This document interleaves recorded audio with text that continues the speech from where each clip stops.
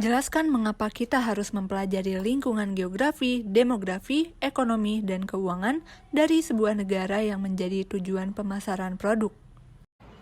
Lingkungan geografi mempelajari letak geografis sebuah negara, apakah terletak di daerah tropis, subtropis, dan sebagainya.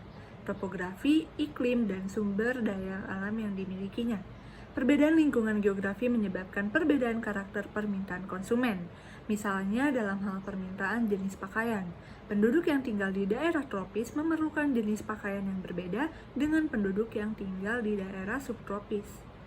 Pada poin kedua, terdapat lingkungan demografi, berkaitan dengan kependudukan seperti jumlah dan komposisi atau struktur penduduk berdasarkan jenis kelamin, usia, pekerjaan, pendidikan, pendapatan, dan sebagainya. Lingkungan demografi yang berbeda-beda antar negara menyebabkan perbedaan besarnya potensi dan karakter permintaan pasar atas berbagai produk. Di poin ketiga, yaitu adalah lingkungan ekonomi. Lingkungan ini berkaitan dengan lingkungan demografi karena tingkat perkembangan suatu negara akan mempengaruhi profil demografinya, yaitu komposisi penduduk berdasarkan penghasilan, pekerjaan, pendidikan, dan bahkan usia. Pada poin keempat terdapat lingkungan keuangan, paham mengenai nilai tukar antar mata uang berbagai negara, dampak dari perubahan nilai tukar terhadap keunggulan bersaing dalam harga jual di pasar internasional, serta faktor-faktor yang menyebabkan perubahan nilai tukar tersebut. Jadi dapat disimpulkan bahwa untuk mempelajari lingkungan geografi dan demografi supaya kita dapat memahami potensi pasar sebuah negara yang menjadi tujuan pemasaran produk. Nah, yang kedua itu mempelajari lingkungan geografi, demografi, dan ekonomi supaya kita dapat memahami karakter-karakter unik dari pasar negara tersebut. Dan poin ketiga, mempelajari lingkungan keuangan supaya kita dapat memahami pengaruh perubahan nilai tukar valuta atau mata uang asing terhadap pemasaran internasional. Jelaskan 8 sumber utama hambatan untuk memasuki sebuah industri. Menurut Porter, terdapat 8 sumber utama hambatan untuk memasuki industri. Yang pertama, skala ekonomis. Salah satu keunggulan bersaing dari perusahaan global yang memasarkan produk-produknya dalam pasar global sehingga biaya R&D-nya yang tinggi untuk produk-produk baru tidak akan menjadi masalah bagi perusahaan tersebut. Yang kedua, diferensiasi produk akan menciptakan sebuah persepsi bahwa produk tersebut unik, tidak seperti produk-produk pengganti lainnya. Yang ketiga, kebutuhan permodalan. Hambatan yang menyebabkan tidak banyak perusahaan yang tertarik dan mampu untuk memasuki industri obat-obatan, komputer mainframe, kimia, dan pertambangan. Yang keempat, ada biaya-biaya peralihan satu waktu. Untuk beralih ke pemasok-pemasok atau produk-produk lain seperti biaya pelatihan ulang, peralatan-peralatan pendukung, serta biaya untuk menilai sebuah sumber pasokan baru. Yang kelima, akses ke saluran-saluran distribusi. Salah satu hambatan utama bagi perusahaan-perusahaan asing untuk memasuki pasar ke Jepang karena akses ke saluran distribusi. Yang keenam, kebijakan pemerintah host country. Kebijakan umum yang diterapkan oleh pemerintah berbagai negara di dunia tidak saja oleh negara-negara kurang dan sedang berkembang.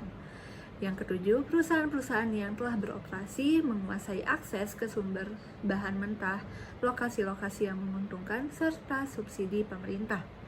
Dan yang terakhir, ke-8, hambatan perkiraan respon para pesaing yang sudah ada. Hambatan ini masuk apabila pesaing tersebut perkirakan akan memberikan respon yang keras bila ada pendatang baru. Pilihlah satu perusahaan dan lakukan analisis persaingan global dan keunggulan bersaing. Jelaskan menggunakan konsep Michael E. Porter.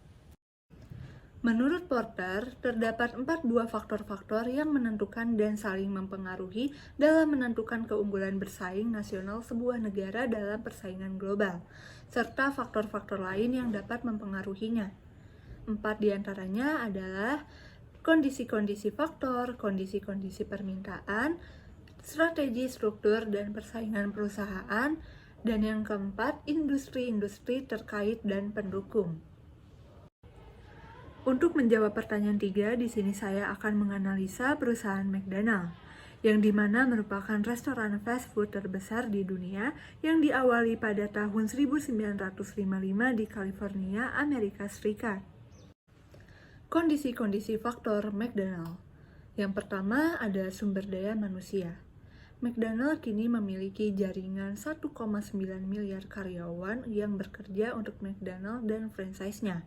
Setiap harinya McDonald melayani 70 miliar orang di seluruh dunia. Yang kedua, sumber daya fisik. McDonald kini ada lebih dari 100 negara di seluruh dunia. Sejak 1955, jumlah restoran McDonald sudah lebih dari 35.000 gerai di seluruh dunia. Yang ketiga, sumber daya pengetahuan. McDonald juga menerapkan sistem good food, good sourcing, good planet, good people, dan good communities. McDonald juga selalu dan terus menjamin mutu produk-produknya, memberikan pelayanan yang memuaskan, menawarkan kebersihan dan keamanan produk pangan, serta nilai-nilai tambah lainnya. Pada poin berikutnya, terdapat sumber daya permodalan. Di Indonesia terdapat 110 gerai waralaba McDonald dan McDonald Corporation memperoleh keuntungan dari McDonald Indonesia sebesar 1, triliun rupiah. Rincian dari total keuntungan tersebut adalah yang pertama, franchise fee sebesar 81 miliar, dan yang kedua royal fee sebesar 400 miliar, ketiga, penjualan melalui asset purchase agreement sebesar 200 miliar, dan yang terakhir ada bunga pinjaman sebesar 540 miliar. Poin berikutnya terdapat sumber daya infrastruktur. Pada komponen fisik, salah satunya yaitu memiliki lokasi strategis yang kebanyakan terletak di tengah kota. Sedangkan McDonald untuk komponen sistem menyediakan layanan delivery dan drive-thru. Kondisi-kondisi permintaan McDonald. Pada poin pertama, komposisi permintaan dalam negeri. McDonald juga menerapkan inovasi, yaitu dari segi packaging, reduction of energy usage, reduction of carbon emission, go global locally, dan corporate strategy.